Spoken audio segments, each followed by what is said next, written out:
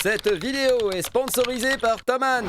Utilisez le lien d'affiliation lesondiers.com/Thomann pour soutenir la chaîne. En vrai, c'est important.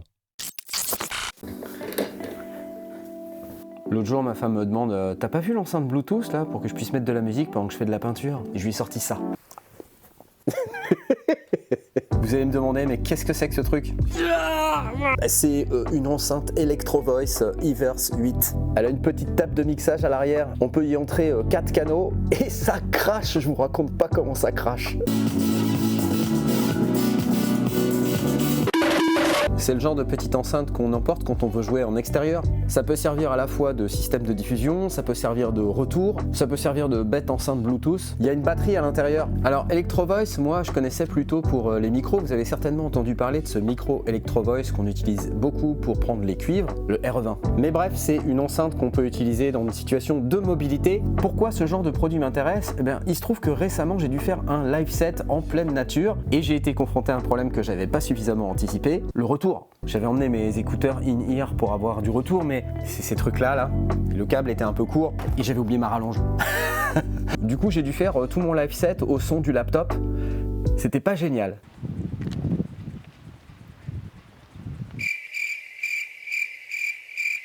Sans parler du fait qu'on était dans un endroit assez touristique où il y avait des gens qui passaient et je me dis que ça aurait été cool que les gens puissent profiter un petit peu de la musique. Si j'avais eu cette petite enceinte EV Everse 8, les gens auraient pu avoir du son. Et pas qu'un peu. Ça crache de malade, c'est incroyable. Pour la taille que ça fait, c'est vraiment impressionnant. Regardez, on voit avec mes mains la taille que ça fait à peu près. L'électronique à l'intérieur, c'est du Dynacord. Si vous connaissez pas, ils font pas mal de produits de sono. Donc le principe, c'est d'avoir un truc ultra portable. Vous avez cette grosse poignée sur le dessus. C'est facile. Bon, ça pèse son poids, mais en même temps, si on veut du son, voilà quoi. Et puis en fait, en dessous, vous voyez, il y a des angles, ce qui fait qu'on peut le poser soit à plat, soit le poser comme ça et il tient tout seul. Et pareil ici en fait, ce qui veut dire qu'on peut le poser complètement comme ça n'a aucun sens mais on peut le faire. Et on peut aussi le poser comme un wedge, c'est-à-dire un retour scène. D'ailleurs ça peut très bien servir de retour scène, hein, aucun problème avec ça. Le truc que j'aime bien du coup, c'est qu'on peut brancher plus qu'un seul signal puisqu'il y a 4 canaux. Vous avez les 2 premiers canaux en combo XLR jack ici, et puis vous avez un canal stéréo 3-4 que vous pouvez entrer soit en Bluetooth en appairant votre téléphone, sinon vous pouvez aussi entrer avec un mini jack stéréo. On voit la petite entrée ici. Donc ça s'alimente ici, il y a une batterie qui va vous permettre de durer 12 heures en fonctionnement normal ou 6 heures en fonctionnement vraiment super fort. Vraiment super fort. Vous branchez votre signal ici et puis après franchement c'est super facile. On voit ici les canaux mono 1, 2, le canal 3-4 stéréo et le mix global qu'on peut voir ici. Vous voyez d'ailleurs il y a un petit Powered by Dynacord comme je vous disais. Le master volume peut être réglé de cette manière là. On a un volume qui peut aller jusqu'à plus 10 dB et je vous garantis que quand vous êtes à plus 10 dB, ça crache, c'est n'importe quoi. On peut descendre jusqu'à moins 80 dB et après ça passe en mute. Voilà, c'est cool. Pour les réglages spécifiques des canaux, il y a des boutons dédiés. Voilà, input 1, pareil, on peut aller jusqu'à plus 42 dB, donc je pense que voilà. Sur l'entrée numéro 1, vous avez une alimentation 48 volts. Vous pouvez y accéder en appuyant sur le bouton. Vous voyez qu'on arrive sur ce menu avec un certain nombre de réglages. Là par exemple, si je veux mettre l'alimentation 48 volts à on, j'ai juste à faire cette manip. On a aussi des presets d'égalisation. Voilà ici un réglage flat. Vous avez low cut 80, low cut 120, vocal mic, ce qui va vous permettre de couper les basses pour éviter d'avoir trop de pop lorsque la personne qui va utiliser cette enceinte va parler dans son micro. Un voice filter, ND76 vocal pour imiter un 1176 en termes de compression. Un RE520, ND86 vocal, ND87 et vous avez comme ça pas mal de presets qui vont vous permettre d'adapter le son de l'enceinte par rapport au signal entrant. C'est plutôt bien pensé. Voilà, moi je vais le laisser à flat.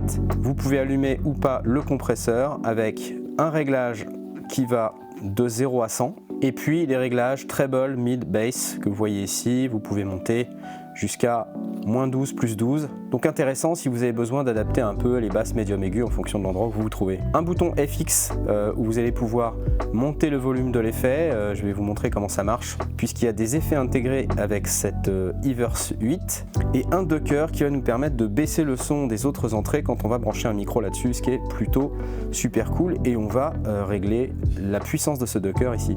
Voilà, je peux aller sur Exit, j'ai les indications à l'écran sur ce qui se passe, vous voyez, le 48 volts est allumé, enfin voilà, c'est relativement clair. Sur l'entrée 2, ça va être assez similaire, la seule différence c'est qu'on n'a pas le 48 volts, mais on a évidemment tout le reste.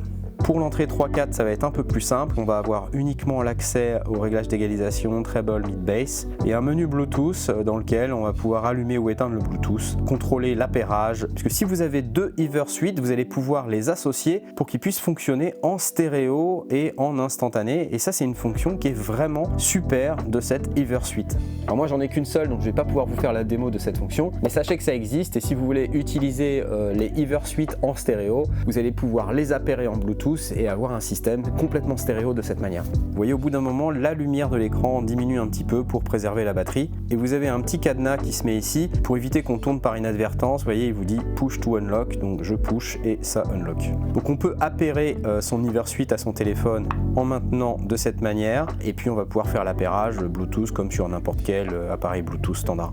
Vous avez également une sortie mix out que vous allez pouvoir utiliser pour aller mettre ça où vous voulez, et cette entrée foot switch qui va nous permettre de faire un certain nombre de choses. Le port USB-C pour pouvoir charger votre smartphone si besoin, bah ouais, pourquoi pas, ou pour pouvoir brancher des appareils qui sont alimentés par USB jusqu'à 1,5 ampères. Ça c'est vraiment top parce que du coup on va pouvoir alimenter des instruments de musique qui eux-mêmes vont être amplifiés par cette enceinte plutôt smart. Alors sur le bas de l'enceinte, on va aussi trouver ce qu'on appelle un DC Power Out, et ça va nous permettre de brancher des appareils qui nécessitent au maximum du 12 volts avec 500 mA d'intensité. Vous avez les indications sur la polarité ici en bas. 500 mA, pour moi c'est un tout petit peu faible, c'est vraiment dommage parce que 12 volts, si j'avais eu 2 ampères, j'aurais pu brancher pas mal de mes appareils, notamment j'aurais pu brancher un Syntacte, un Digitone. C'est vrai que le 12 volts 2 ampères pour les instruments de musique électronique, c'est quand même assez répandu. Ça aurait vraiment été génial d'avoir ça, mais bon, c'est la vie. Mais en fait, cette sortie Power, elle est surtout destinée à accueillir le système wireless, essentiellement pour accueillir du matos Electro Voice en plus, qui sera donc alimenté par l'enceinte. Aussi, le truc, c'est que pour pouvoir brancher vos appareils, il va vous falloir le petit câble qui va bien parce que c'est pas fourni. Bon, et puis sinon, en dessous, comme vous pouvez voir, il y a une embase pour pouvoir mettre l'enceinte sur un pied. Si vous en avez deux, par exemple, avoir 2 enceintes sur pied, c'est quand même mieux que de les avoir par terre. À noter, c'est aussi fourni avec ce petit cache protecteur pour éviter les problèmes avec la pluie. Alors, il ne faut pas l'utiliser sous une pluie battante, mais enfin, s'il y a un petit peu d'humidité, un petit peu de pluie, vous pouvez positionner le cache de cette manière. Ça s'en fiche très bien, c'est un sentiment très satisfaisant quand on appuie. Et voilà, le panneau de contrôle de votre enceinte est protégé. Alors évidemment, si vous avez besoin de connecter des câbles, le cache, ça va pas marcher quoi. Non, je le dis juste pour... Non, c'est quand même dire... mais comment je fais pour passer le câble? Bah tu peux pas. Hein, tu peux pas. Bah non, parce que c'est dur. On peut pas passer au travers, en fait. Voilà. Donc ça marchera pour le Bluetooth en fait. D'accord? Ok. Les amis, c'est le moment de remercier Thomann d'avoir sponsorisé cette vidéo. C'est eux qui m'ont envoyé cette Everse 8 et donc je vous invite à utiliser le lien d'affiliation lesondiers.com/Thomann pour acheter cette magnifique enceinte Everse 8 de chez Electro Voice ou n'importe quel autre matos de votre choix. C'est un excellent moyen de me soutenir, donc allez-y, faites-vous plaisir. Ça vous coûte rien du tout, mais ça fait une grosse différence pour moi. Et merci Thomann. Des bisous. Comme je vous disais, il y a une fonction DSP à l'intérieur de cette Everse 8. Donc quand vous appuyez ici, vous allez avoir les réglages globaux de l'enceinte. Déjà, vous pouvez passer en mode mixeur ou en mode basique. Alors, quand vous êtes en mode basique, vraiment, c'est extrêmement basique. Hein. Par exemple, sur l'input 1, le seul réglage que j'ai à ma dispo, c'est le 48 volts que je peux mettre à on ou à off. Sur l'input 2, il n'y a même rien du tout, quoi. Hein. Sur l'input 3-4, je peux activer ou désactiver le Bluetooth, contrôler l'appairage. Voilà, je peux aller régler les différents modes pour l'enceinte. Donc j'ai un mode musique, un mode live, un mode speech. Alors ça va adapter la réponse de l'enceinte avec une courbe d'égalisation particulière. Donc là moi je vais me mettre en mode musique. Donc le main level, comme je vous ai dit, qui va jusqu'à plus 10 dB. En dessous vous voyez ce paramètre location qui est réglé à kickback. Alors kickback ça veut dire que l'enceinte est posée par terre, mais si on appuie on peut la régler en tant que monitor ou en tant que tripod. Si vous avez un sub, vous pouvez activer ici la fréquence de coupure du sub. Vous pouvez même aller chercher le modèle de sub chez Electro Voice et ça va régler automatiquement l'enceinte pour que ça fonctionne correctement avec. Treble, mid, bass, vous avez un main EQ que vous pouvez enable qui est complètement paramétrique. Vous avez 7 bandes d'EQ, vous pouvez choisir les bandes de cette manière de 1 à 7 et chaque bande peut être réglée séparément avec son réglage de facteur de qualité, sa fréquence et son gain. On peut évidemment réinitialiser tout ça si on a besoin. C'est plutôt bien foutu tout ça. Et puis là vous avez dans FX un menu qui va vous permettre d'aller choisir parmi une trentaine d'effets. Vous avez des effets qui vont de la reverb, vous avez des delays, vous avez des chorus, et puis du slapback, du doubling si jamais vous faites du chant. Enfin bref, des trucs relativement intéressants qui sont très pratiques. FX Enable On ou Off. Vous avez aussi une fonction pour éliminer le feedback qui s'appelle l'AFS, qui va détecter les larcènes et qui va les éliminer. Ici on va pouvoir régler la luminosité de son écran, comme vous pouvez voir. Pour la vidéo YouTube, je vais me mettre comme ça, c'est bien, tiens. Ah, j'aurais dû faire ça dès le début. Contraste. Ok.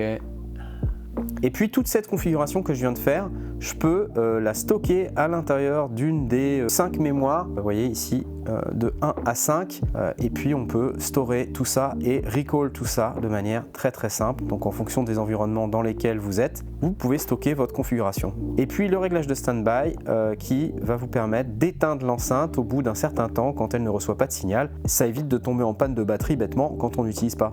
Et grâce à ce foot switch, vous allez pouvoir activer ou désactiver les effets intégrés, que ce soit reverb, delay, chorus ou doubling.